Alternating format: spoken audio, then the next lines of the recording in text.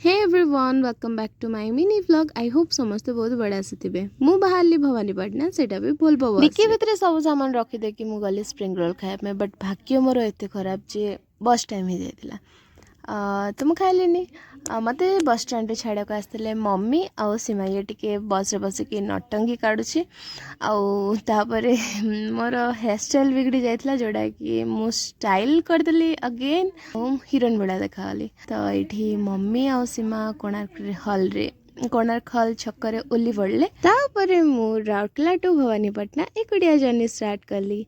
तो देखु देखु आमर ब्राह्मणी नदी भी पहुँचीगला। यहाँ बोधे मोर सेकेंड टाइम जोटा कि मुझे एकुटिया ट्रावेल करुच्ची।